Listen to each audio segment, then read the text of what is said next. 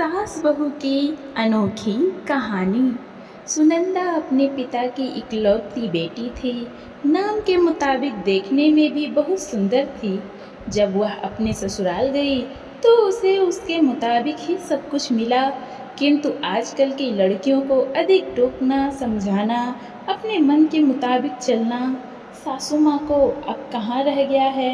एक कहावत तो आपने सुनी ही होगी, जो किया बहू से तकरार, खो दिया अपने बेटे का प्यार। बहू से कहानी के मुताबिक सुंदा की सास सुंदा को हमेशा समझाती, बहू ऐसा करो, ऐसा ना करो। नई नवेली बहू को थोड़े ही दिनों में अपनी सासू माँ से चिढ़ पैदा होने लगी। इस प्रकार यह सिलसिला आगे की ओर बढ़ता गया। एक दिन सुनंदा के घर कुछ मेहमान आने वाले थे। सासू माँ बोली, बहू आज कुछ अच्छी अच्छी व्यंजन बनाओ और मेहमानों के लिए चाय नाश्ता का इंतज़ाम भी अच्छी तरह से होना चाहिए। बस अब क्या था। इतना सुनते ही सुनंदा गुस्से से लाल हो गई। उसने जल भुनकर उस दिन तो काम किया, लेकिन उस दिन के बाद सुनंदा ने चाल चलना शुरू कर दिया। सास जैसा कहती वह उसके विपरीत करती। सास ने भी पुरानी कहावत के मुताबिक बहू को, उसके माता पिता को गाली देना, उसे कोसना और बड़बड़ाना शुरू कर दिया। दोनों सास बहू में आनाकानी हमेशा चलता रहता था। एक दिन सुनंदा अपने पिता के घर रोती पिटती पहुंच गई। वह अपने पिता से बोली, पिताजी आप तो डॉक्टर हो, मुझे कुछ ऐसी दवा दीजिए जिसे खाकर बुढ़िया गूंगी हो जाए, क्योंकि वह मुझे गंदी गंदी गालियाँ देती है। इस पर पिताजी कुछ सोचते हुए बोले, बेटी मेरे पास एक ऐसी दवा है, लेकिन यह कड़वा है, वो आसानी से नहीं खाएगी, इसलिए मैंने एक युक्ति सोची है। तुम हर रोज़ 1 महीने तक यह दवा अपनी सास को खाना में मिलाकर खिलाती रहना। ठीक 1 महीने में वह पूरी तरह गूंगी हो जाएगी। लेकिन हाँ, यह दवा थोड़ा कड़वा है, इसीलिए तुम खाना इतना प्यार से खिलाना कि उसे पता ही न चले।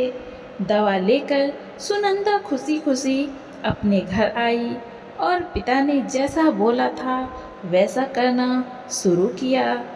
अब सास जो कुछ भी कहती उसे मानती, उलटकर जवाब भी नहीं देती, क्योंकि वह जानती थी कि बुढ़िया तो अब 1 महीने में गूंगी होने वाली है। बोल ले जितना बोलना है, उसके बाद वह चैन से रहेगी। अब हर रोज़ वह प्यार से चुटकी भर दवा खाना में मिलाकर प्यार से माँ जी को देती। माँ भी समझती शायद इसके माता पिता ने इसे समझाया बुझाया है, इसलिए यह लड़ना झगड़ना बंद कर दी है। अब माँ जी भी बहू की खूब प्रशंसा किया करती थी और बहू भी प्रशंसा सुनकर प्यार बातें किया करती थी। अगर बहू से कुछ गलती भी हो जाती तो भी इस प्रकार महीना आते आते दोनों सास बहू में इतना प्यार बढ़ गया कि बहू अब अपनी सास की आवाज़ को खोना नहीं चाहती थी।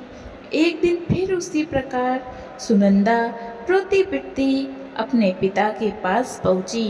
पिताजी बोले, अब क्या हुआ? सुनंदा बोली, पिताजी अब क्या होगा, मेरी सास बहुत अच्छी है, मैं उसकी आवाज़ खोना नहीं चाहती, वह मुझसे बहुत प्यार करती है।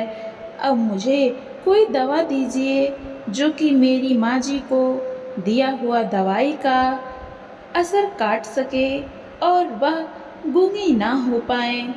इस पर पिताजी हंसते हुए बोले, बेटी तुम रोना धोना बंद करो और खुशी से रहो। जो दवा मैंने तुम्हें दिया वह कोई दवाई नहीं था, वह रिश्तों में घुली कड़वाहट उतारने की तरकीब थी। अगर मैं ऐसा नहीं किया होता तो तुम शायद आज नहीं सुधरी होती। बेटी, इसी प्रकार यदि तुम अपनी सास के साथ अच्छे से रहोगी तो वह भी तुम्हें अपनी बेटी जैसा ही प्यार और सम्मान देगी। अब सुनंदा को सारी बातें समझ में आ रही थी। उसे अपनी गलती का एहसास भी हो गया था। वह वापस अपने ससुराल चली आई। इसके बाद दोनों सास बहू प्यार से रहने लगी। उनके बीच स्नेह और अपनेपन का भाव आ गया और घर खुशियों से भर गया।